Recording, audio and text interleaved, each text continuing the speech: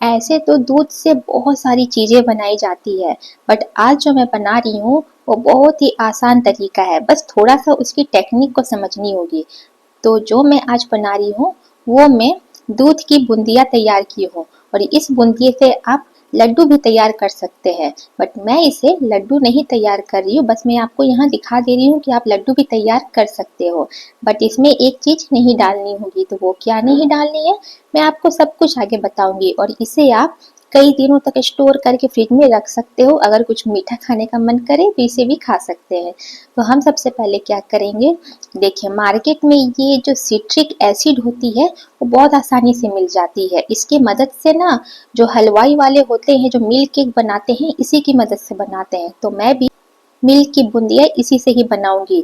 अगर आपके पास ये ना हो तो कोई दिक्कत नहीं है, आप नींबू से भी बना सकते हो, बट नींबू में थोड़ी सी खट्टापन आती है, इसलिए मैं सजेस्ट करूंगी ये सिट्रिक एसिड ही यूज करें। ये मार्केट में बहुत आसानी से मिल जाती है, आप किसी भी ग्रोसरीज आइटम में मांगिएगा तो आपको दे देंगे। तो हम क्या करेंगे, हाफ चम्मच के अकॉर्डिंग वो सिट्रिक एसिड को पानी में डाल के उसे बहुत अच्छे तरीके से घोल बना लेंगे। जब ये बहुत अच्छे तरीके से पानी में घुल जाएगा उसके बाद हम इसे यूज करेंगे। इस बात का खास ध्यान रखिएगा, पानी में उसे मेल्ट करना बहुत जरूरी है।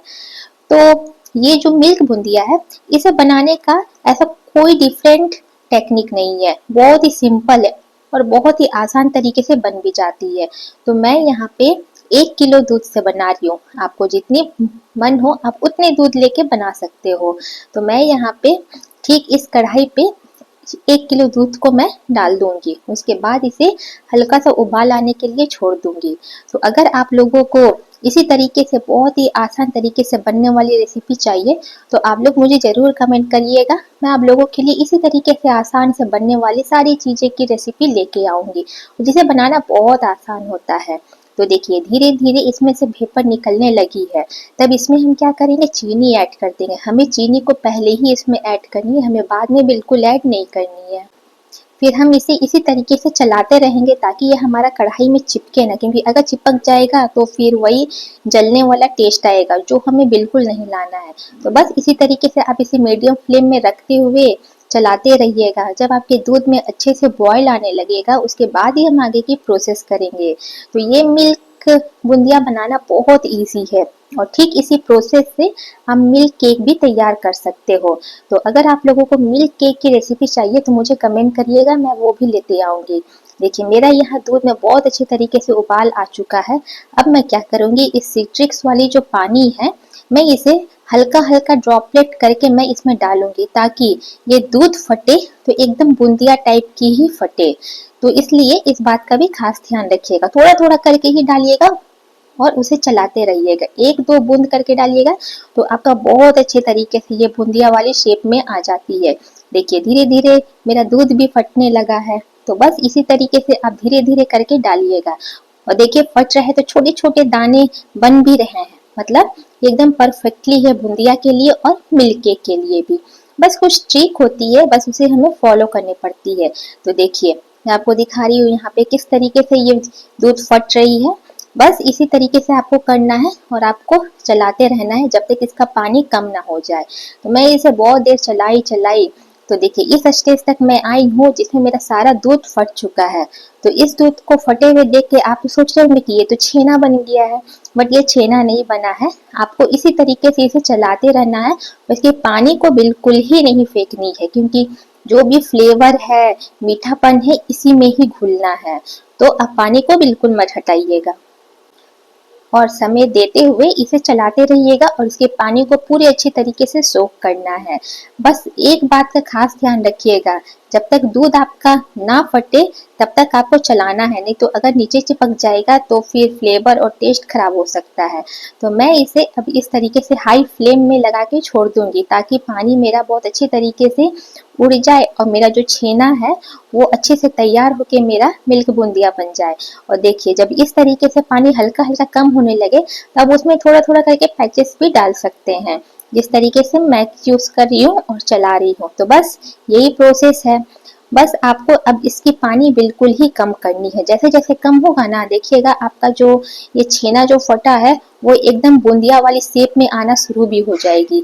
देखिए मेरा पानी यहाँ कम हो रहा है, और धीरे धीरे एकदम छोटे छोटे साइज में बनना भी शुरू हो गया है। तो बस थोड़ी सी पेशेंस रखते हुए आपको इसे बनाना है। कोई हड़बड़ी नहीं, कोई जल्दबाजी नहीं, थोड़े सा टाइम लेता है बट ये रिजल्ट बहुत अच्छा लाता है। तो बस इसी तरीके से चलाते रहिएगा और इसके पानी को कम करते रहिएगा। तो मुझे तो ये खाना बहुत पसंद है, इसलिए मैं हर महीने में एक बार तो बना ही लेती हूँ, या फिर कभी मैं इसकी मिल्क केक भी तैयार कर लेती हूँ। तो देख सकते हैं कि यहाँ मेरा पानी पूरे अच्छे तरीके से सोख हो चुका है और ये हल्का हल्का बूंदिया टाइप का भी दिख रहा है, लेकिन ये फिर भी अभी नहीं हुआ है। हमको इसे और अच्छे तरीके से इसके पानी को सुखाना है। तो बस इसी तरीके से आप चलाते रहिए और चलाते चलाते आपका इसका ना कलर भी थोड़ा चेंज हो जाएगा। जब ये हल्का गोल्डन ब्राउन कलर होने लगेगा तब आप समझ जाइएगा कि आपका बूंदिया एकदम परफेक्टली तैयार है। देखिए इसमें से पूरा ही पानी सोख हो चुका है, जो निकल रही है वो उसकी घी निकल रही है। तो बस इसी तरीके से आपको मीडियम फ्लेम में रखते हुए धीरे धीरे करके चलाना है। और ठीक इस स्टेज में हम एक देसी घी भी ऐड करेंगे, जिसके वजह से हमारा बूंदिया एकदम मोती की तरह अलग अलग और एकदम शाइन करेगा, इस तरीके से लगेगा। तो इस प्रोसेस को आप जरूर अप्लाई करिएगा, कोई हार्ड का काम नहीं है, बहुत ही आसान है ये। तो देखिए मैं इसे इसी तरीके से मीडियम फ्लेम में चला रही हूँ धीरे धीरे करके, ताकि ये हल्का सा गोल्डन कलर आ जाए। और अगर आप लोगों को दूध से बनने वाली किसी भी टाइप की मिठाई चाहिए तो आप मुझे ज़रूर कमेंट करिएगा, मैं वो भी रेसिपी आप लोगों के लिए लेते आऊँगी, क्योंकि मुझे मिठाई की चीज़ें खाना बहुत पसंद है, तो मैं आप लोगों के साथ भी शेयर करूँगी। देखिए मैंने यहाँ बनाने के बाद कुछ देर के लिए मैं इसे छोड़ दी, तो एकदम बूंदिया वाली ये शेप में आ चुकी है। तो मैं क्या करूँगी, मेरे इस बर्तन में ये बूंदिया चिपके ना, इसलिए मैं पहले ही उसमें ऑयल ग्रीस कर ली हूँ और इसे ठंडे होने के लिए अब छोड़ देंगे कुछ देर के लिए। उसके बाद जब हमारा ये बहुत अच्छे तरीके से ठंडा हो जाएगा, उसके बाद आपको रिजल्ट मैं दिखाऊंगी कि ये बूंदिया कितनी परफेक्टली है। और इसे आप ना स्टफिंग की तरह भी यूज कर सकते हो। कुछ हम लोग बनाते हैं और हमें मावा की ज़रूरत पड़ती है, तो आप इसे भी यूज़ कर सकते हो, बहुत ही परफेक्ट है। और आप इसे ना स्टोर करके भी रख सकते हो, कोई दिक्कत नहीं है, कोई प्रॉब्लम नहीं है, आराम से ये फ्रिज में रह जाती है। तो देखिए मैं इसे इस तरीके से थोड़ी टैप करके और इसे मैं ठंडे होने के लिए छोड़ दूंगी, ताकि ये बहुत अच्छे तरीके से ठंडे हो जाए। उसके बाद मैं आपको रिजल्ट दिखाती हूँ कि ये बूंदिया कितनी परफेक्टली बनी है। तो मैं तो इस तरीके से बना के मैं फिर गुजिया वगैरह बनाती हूँ, या फिर मावा की मुझे ज़रूरत पड़ती है, तो मैं इस तरीके से इसे मैं यूज़ कर लेती हूँ। तो मैं इसे ढक के कुछ देर के लिए छोड़ दी हूँ और ढकने के बाद फिर देखिए मेरा यहाँ पे ये बूंदिया कितनी परफेक्टली एकदम तैयार हो चुकी है। तो आप लोग भी ट्राई कीजिए और मुझे ज़रूर बताइएगा।